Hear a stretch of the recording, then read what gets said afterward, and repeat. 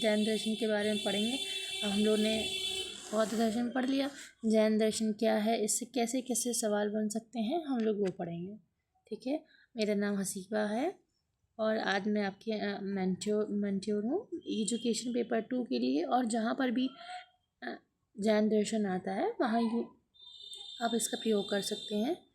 और यहाँ ये UGC net JRF BEd MEd जहाँ पर भी यूज़ होना है वहाँ पर यूज़ कर सकते हैं। ये हिंदी और इंग्लिश दोनों मीडियम के बच्चे पढ़ सकते हैं, और ये स्पेशली उन लोगों के लिए है जो हिंदी मीडियम के बच्चे कंटेंट नहीं मिल पाता उनके लिए।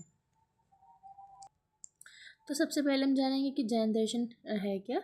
जैन दर्शन में बहुत सारे 24 तीर्थंकर आए, लेकिन सबसे पहले जो थे वो ऋषभदेव थे और दूसरा महावीर थे। ठीक है, ये हमने पढ़ा था आस्तिक और नास्तिक। ये नास्तिक दर्शन का एक पार्ट है जिसके अंदर ये आता है कि वेदों को नहीं मानते हैं। इनकी जो दो भाग में बढ़ गया दिगंबर, उसके बाद आता है दूसरा है श्वेतांबर।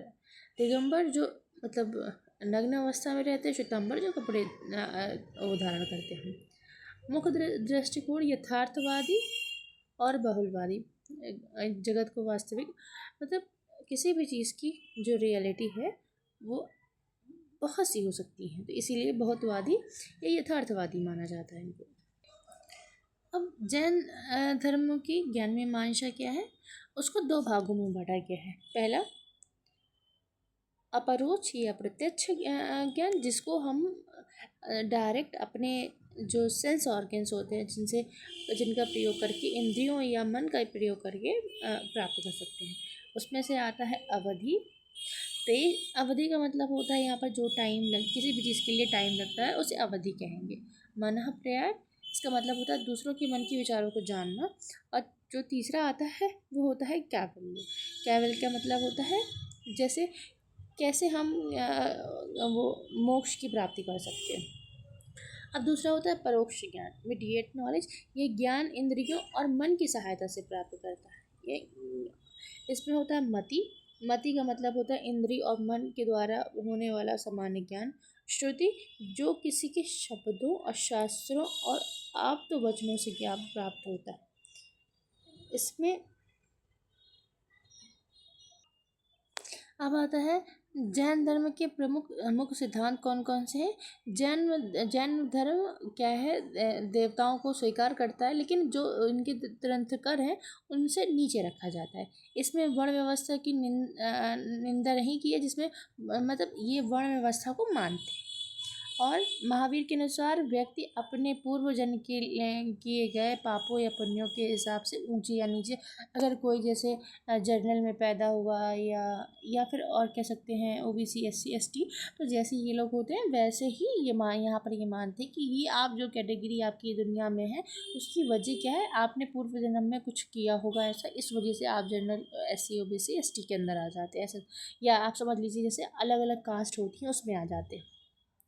लेकिन शुद्ध और श्रेष्ठ जीवन पाने के लिए सम्यक दर्शन, सम्यक ज्ञान और सम्यक चरित्र, 3 रत्न के द्वारा ही ये निम्न, अगर कोई क्या कहते हैं इन चीज़ों को जो है मतलब इनके जो कंडक्ट हैं उनको फॉलो करता है, तो वो जाके क्या कहते हैं मुक्ति या अपने जिस कास्ट में पैदा हुआ है उससे वो पा सकता है, मतलब परे हो सकता है या उससे आगे बढ़ सकता है कह सकते हैं।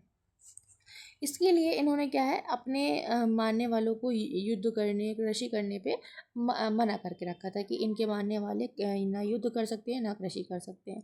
जैन धर्म के जो मुख्य सिद्धांत हैं वो है, पहला है अहिंसा, सभी जीवों के प्रति अहिंसक व्यवहार, आत्म नियंत्रण, खुद पर नियंत्रण रखना, इच्छाओं और इंद्रियों पर नियंत्रण, और आत्मा और कर्म, और ये इस पर कहते हैं कर्म के सिद्धांत पर और मुक्ति की प्राप्ति पर ये मानते हैं। ठीक है,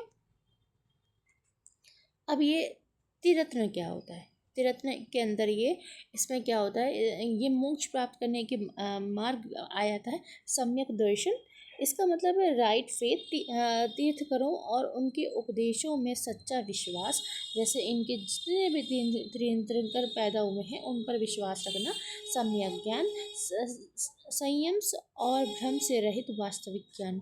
रियल नॉलेज क्या, असल नॉलेज क्या है, कैसे हम इस दुनिया को छोड़ के परे होके मोक्ष की प्राप्ति कर सकते हैं, उसके बारे में जानना।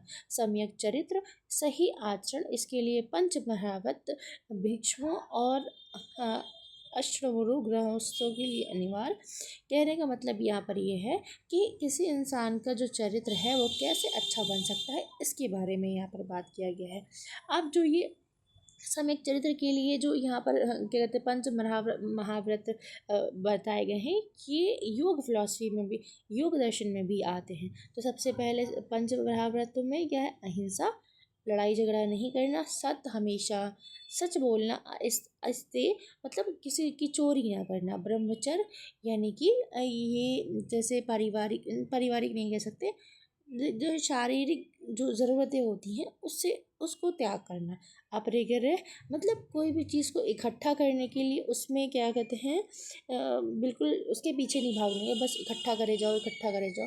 त्रिरत्न और मोक्ष महाव्रतों का पालन ही मोक्ष प्राप्ति का सच्चा मार्ग है। इनके कहने का मतलब ये है कि जो इंसान इनके इन तीन रत्नों को फॉलो करता है वो मोक्ष की प्राप्ति आसानी से कर सकता है। ये अनेकांतवाद और स्यायवाद को भी मानता है। ये अनेकांतवाद क्या है और स्यायवाद क्या है? अनेकांतवाद का मतलब होता है वस्तु के अनंत गुण होते हैं, किसी भी चीज़ के बहुत सारे गुण होते हैं। साधारण मनुष्य केवल कुछ ही गुणों को देख पाता है, मतलब किसी भी एक चीज़ के कई सारे पहलू या कई सारी अच्छी चीज़ होती हैं। वो हमारा नज़रिया है कि हम कुछ चीज़ों को ही देख पाते हैं, उसकी कुछ अच्छाइयों को देख सकते हैं। पूर्व ज्ञान केवल ही होता है। अब ऐसे कह सकते हैं कि आपको पुराने की जो नॉलेज है वो ऐसा नहीं अल्टीमेटली, या कह नहीं सकते आप ये नहीं कह सकते कि बस यही एक आखिरी ज्ञान है, इसके अलावा कुछ नहीं हो सकता, बहुत सी चीज़ें हो सकती हैं। स्यायवाद या सप्तभंगी न्याय, इसका मतलब ये होता है कि हमारा ये निर्णय कि किसी विशेष दृष्टिकोण न से ही सही होता है, इसलिए जैन दर्शन में निर्णय के साथ स्यात शायद किसी अपेक्षा से शब्द लगाया जाता है। इसके 7 प्रकार या सप्तभंगी है। सप्तभंगी ये क्या है?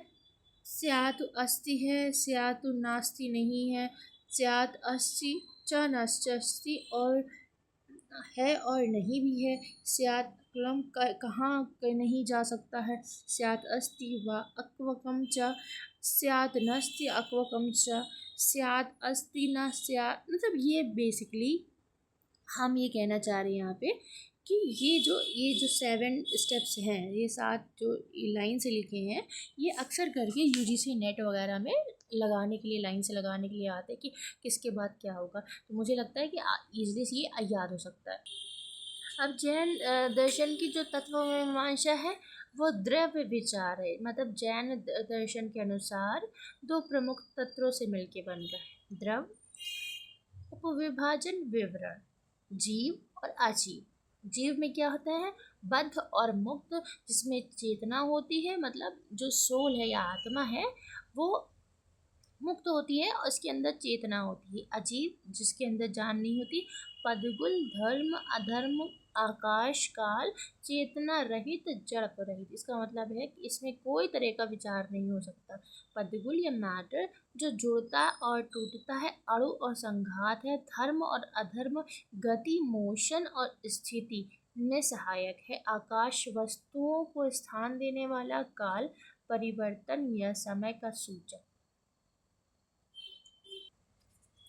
जो इंसान के अंदर बंधन और मोक्ष होते, नवपद सप्त तत्व ये होते क्या? बॉन्डे जो क्या कहते हैं, ऐसी कौन सी चीज़ है जो आपको रोक के रखती है, कह सकते हैं निर्माण प्राप्ति करने से? जीव चेतना तत्व, अजीव अचेतन तत्व, आसत्रो पदगुल कर्म परमाणु को जीव की ओर बहाना, बंधन या कर्म परमाणुओं को जीव से चिपक जाना, संवर्ग नए कर्मों को प्रवेश से रोकना, और निर्जरा आता है संचित पुराने कर्मों को तप द्वारा नष्ट करना और मोक्ष कर्मों से मुक्ति जीव का सिद्ध शिला एवं अनंत चेष्टन अनंत ज्ञान दर्शन सुख वीर प्राप्त करना।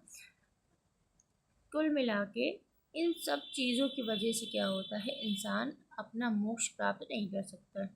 अब सम्यक दर्शन, सम्यक ज्ञान, सम्यक चरित्र ही एक ऐसा यही तरीका है जिससे इंसान मोक्ष की प्राप्ति कर सकता है। अब सवाल कहाँ से बनता है, बहुत अगर आसान जैसे आसान कोई एग्ज़ाम है तो शायद पूछ लिया जाए कि जैन धर्म के प्रवर्तक कौन है, और अगर थोड़ा सा मुश्किल बनेगा तो इसके तीर्थन पूछे जाते हैं, यानी कि गॉड में भगवान में विश्वास करता है कि नहीं करता है, यही सारे क्वेश्चन बनते हैं। और जो उसके वो हेडिंग्स बताई थी साथ, उसको लाइन से लगाने के लिए आती, बस इतना ही था। अगर आपको मेरा वीडियो सही लगता है तो आप इसे लाइक कर सकते हैं। Thank you.